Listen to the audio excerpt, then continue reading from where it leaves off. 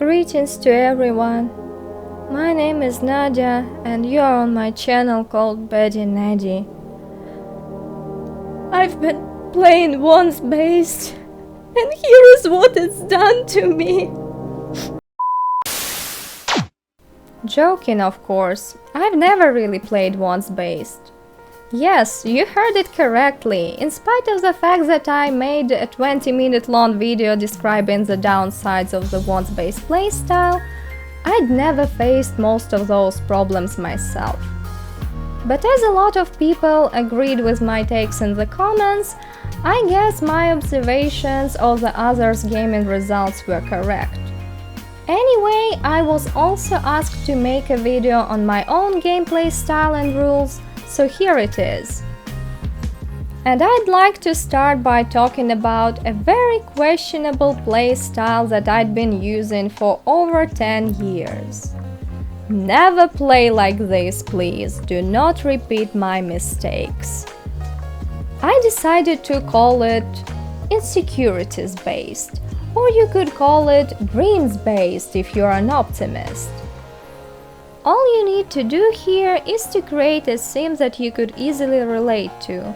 That's why all my sims were female only, and start grinding to get a perfect life. I was maximizing my sims' skills, making them reach the top of their careers, building expensive monstrosities of houses for them. You get the idea. And then there were two ways of dealing with this perfection. Option A. I could notice that my sim was already in the second half of her adulthood and she needed to start a family and procreate. I didn't want to pair her up with townies because none of them were her level, so I always created a perfect male myself and repeated the grinding process with him. The problem was I never reached that point where I could pair my sims up. Why? Because I never enjoyed playing my males and inevitably got distracted by pretty female townies. I began to play them rotationally, making them follow my original sim's path and never returning to the Miss Perfect #1 or her supposed boyfriend. Option B. I could miss the moment where my sim could still get pregnant, play her till the last day of her adulthood and never return to that save file at all, because apparently my insecurities included aging. When I was 13 years old, I had around a dozen save files like that. And of course I got rid of them long time ago, because there wasn't anything exciting about them. They were all about the same sim with different faces. Even my sim's aspirations were always the same. Either knowledge or fortune, because only these two could make a smart sim according to my logic. And the worst part is, I took this play style to The Sims 3. Same grinding, no generational gameplay, although to be honest it was slightly better in The Sims 3 because I could play on the longest lifespan and have some various personalities, thanks to the absence of aspirations and a wider choice of skills to develop. Why did I decide to share this clearly bad playstyle? Well, I guess we all need to remember that everything is relative. Yes, mods-based playstyle has a bunch of downsides and I do believe it's overrated, but it's 10 times better than what I had been doing with my game for over 10 years before I discovered Pleasant Sims YouTube channel and her Let's Play, which basically saved me from constant boredom in The Sims. It was 2020, the lockdown times. I was watching a lot of YouTube and thanks to Cindy's Let's Play and various 100 baby challenges decided to make a big comeback to The Sims 2. I created this custom hood called Dirtstone for my own 100 baby challenge and the ship called Names-based playstyle Cast Off. I played this hood for about 1 year and a half and it's been abandoned for over 2 years, so it still looks really empty. Additionally, I got really attached to the first generation of babies, so I began to play them and their families rotationally. That's why my matriarch, she's a land grab by the way, is only currently pregnant with the baby number 14. Now to the names-based playstyle. I had to come up with a naming convention for the babies born in the challenge, and I chose to name them after Skyrim's characters to make them stand out more. Of course, I could now only see them as their Skyrim's counterparts. For example, this is Alvar 4, and this is Alvar from Skyrim. He's a blacksmith who's also selling stuff he makes at his forge. So naturally, my Alvar is a fortune sim and a business owner who fixes cars and sells them at his store. Or let's take Augur 1 and Augur of Dunlane from Skyrim. Yes, so this is what the latter looks like in the Elder Scrolls V. According to the little information about him that exists in the game, he was a genius mage who nearly destroyed himself during one of his experiments, and he's also the one who was presumably responsible for the Winterhold's great collapse. And my Augur isn't even around anymore because he passed away after having his plant sim son. But not before he had an alien daughter and married a witch. Of course, he was knowledge aspiration and a very eccentric man, and of course his passing wasn't a lucky coincidence. I did everything myself to replay Augur of Dunlane's story. By the way, I have a different naming convention for the babies born outside of the challenge, like Augur's children. The babies that come from other sims, not from the current matriarch, are named after the BBC Poldark TV series characters, and of course they are going to repeat the stories of their originals. For example, this little tyke here is named Judd after the main character's aggressive and alcohol-addicted servant. So this poor boy is destined to be broke, fight other sins, and die because of his lifestyle. As you can understand, when I was playing names-based, I wasn't paying attention to my Sims' personalities and their backgrounds. Sometimes I was getting serious contradictions, like this one with Arusa too. Her predestined one true hobby was fitness, but Arusa Sarethi from Skyrim is known for being an apothecary who is spending all her time taking care of her Nirnroot farm. I just changed my Arusa's hobby to nature using the bat box, and now it makes more sense. Although funny coincidences were much more common. Here is Alduin 6, for example, and he's naturally grouchy like Alduin from Skyrim, the main antagonist. Or here is Verity, Arusa's daughter, who's not only family aspiration because Verity from Poldark was obviously family-oriented, but also because she's really nice and has a very strong relationship with her father, who is also a family sim.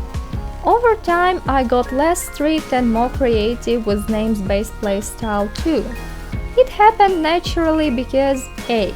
The babies from the first generation had to marry regular townies with common names, and I had to invent their stories from scratch without paying attention to their names, but prioritizing their personality, aspirations, and lifetime wants. And B. Sometimes I had to name my Sims after minor characters, or those who didn't properly exhibit their aspiration and overall identity. For example, Andromeda, Augur's middle child, was named after this young lady from Poldark Season 4, and there wasn't anything I could say about her.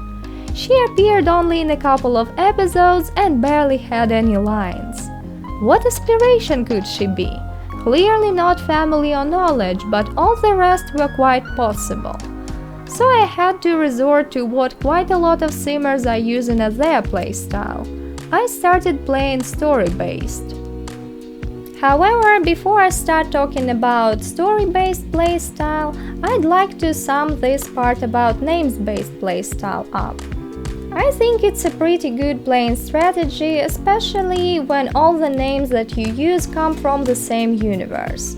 It means that you are unlikely to have any characters that are too similar.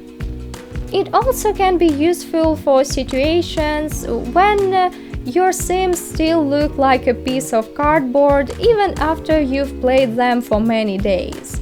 Just look for a book, game or movie character with your Sim's name and role-play that character. Yes, you will most likely have some contradictions when it comes down to your Sim's personality, hobbies and interests, but not only most of these can easily be changed using mods or SimPE, but I also think it's still better than having a bunch of Sims in your neighborhood that you could only describe with the phrase, "I still don't know this Sim." And finally, story-based play style and my gameplay rules. First of all, let's discuss the way I make decisions in the game. I think story-based players come in three types. The first ones got the whole story planned in advance. What will happen with their Sims in 100 Sim days, who they are going to marry, how many children they will have, and all they have to do now is to make it all happen in their game. This sounds pretty stressful already, but to be honest, that was what I initially wanted to do with my recent Pleasant You, and later I had to restrain myself from going too far with my imagination. The second type is a Simmer who doesn't have a strict storyline in their head, but makes decisions right in the field based on what happened in their game in the past and on their current mood. They're a lot more spontaneous and their story always has an open ending. I think these players enjoy the game the most. And finally, there are those in the middle, and I think this is where I currently am myself. I have an overall story in my head. I know, for example, what I want to get in 30 Sim days with at least some families, but I don't really think about how I will get there, and I'm also not sure if I will stick to my original plan. I'd like to give an example from my Pleasant You Let's Play, so whoever is watching it, prepare yourselves for a little spoiler. Angela Pleasant in my game went to college and her boyfriend Dustin Broke stayed behind because he both couldn't afford getting education and also wanted to help his family. Initially, I wanted Angela to cheat on Dustin at college and Dustin to remain faithful and only break up with her after she's back in Pleasant View and he finds out about her cheating. But as I still have a strong tendency to pay attention to my Sims wants, I slightly changed my mind. When I was playing Dustin's neighbor Jan Tellerman off camera, as I do with a few townies, she'd been rolling once about flirting with Dustin for 2 days in a row.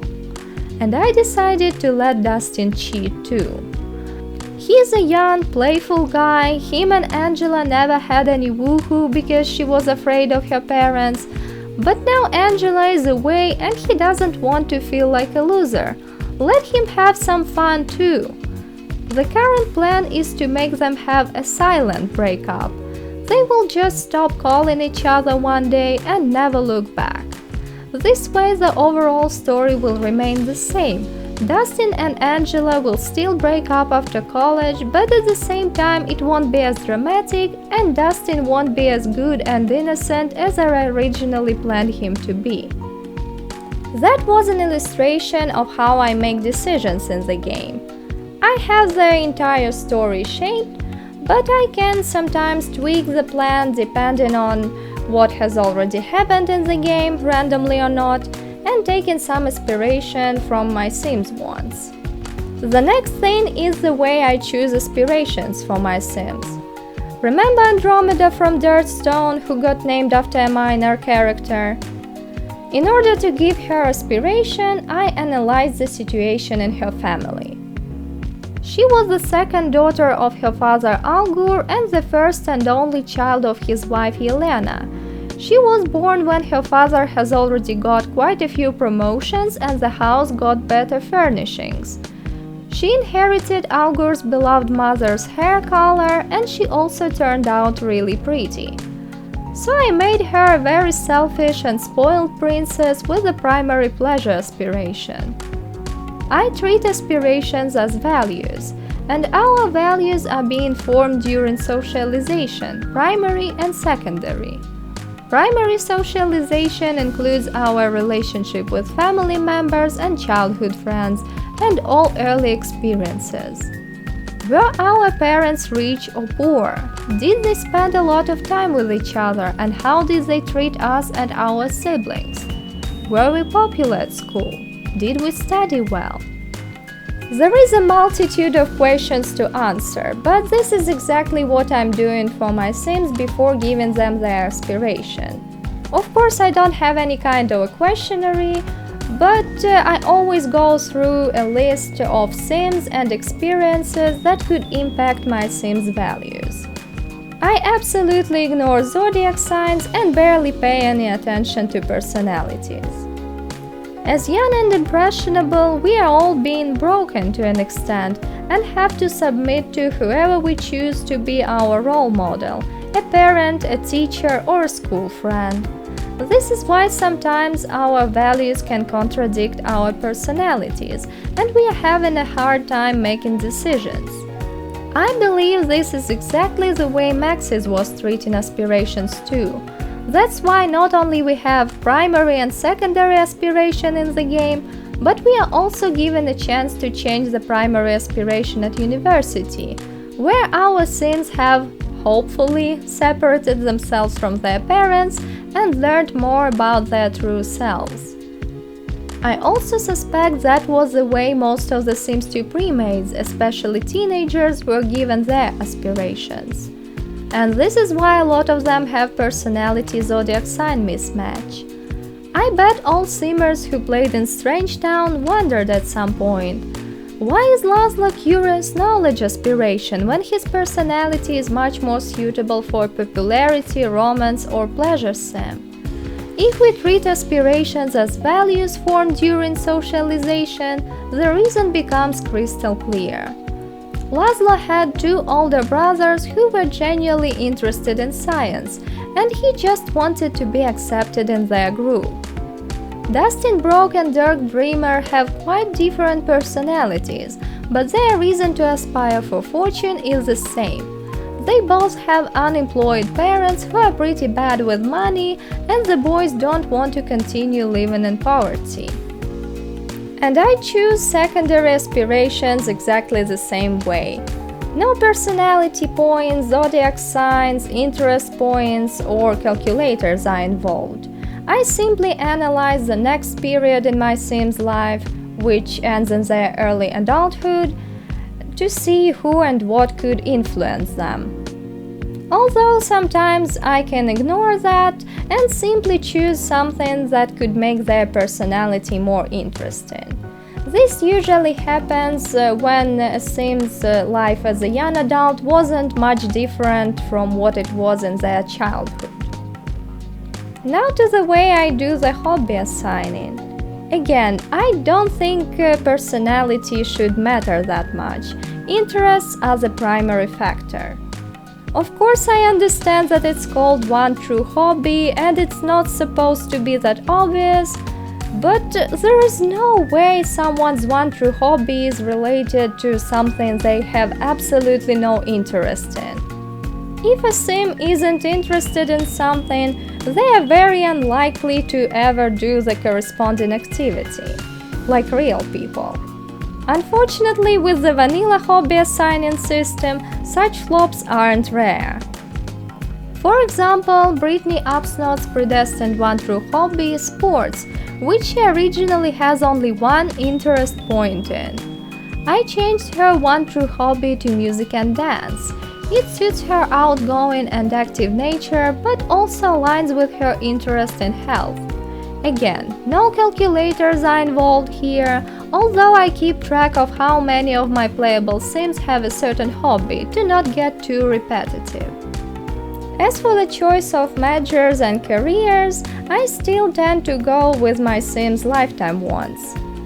I think this is a very personal thing. I didn't get the chance to study stuff that I needed for my dream job, and I want my Sims at least to get more lucky in this department. And if a Sim's lifetime want isn't related to any specific job, I usually go by interests or whatever job their parents or friends have. Who gets a chance to go to college? Anyone who I feel like would be interested and whose families got 1,000 simoleons or more in their bank account per student. My students don't have to pay anything for their studies. I'm not that into realism. But if the family funds are running low, it's a sign that both parents and children probably need to focus on making money first. Working on promotions also depends on a family's financial needs. If all the needs are satisfied and none of the family members is fortune aspiration, all the working Sims can get stuck on their current career levels. But if I find a possible financial goal for them, or if I feel like this particular family should be rich, they will have to work on this, regardless of their aspirations. Personality points matter here though. A lazy Sim is a lazy Sim after all. As an example here, I'll use Don Lothario. Although all his needs are met, I made him work on his skills to get promoted to level 5, because I figured that as a womanizer he needs to have a decent car to drive his lovers around. Don's active, so I don't see any reasons to why he wouldn't work on getting a promotion. Unfortunately, most Sims in Dirtstone ended up reaching the top of their careers, and I really regret it now. Luckily now I have certain ideas about how far my Pleasant You Sims are allowed to go. Now let's talk about family size, relationships, and the number one hero, the ACR mod.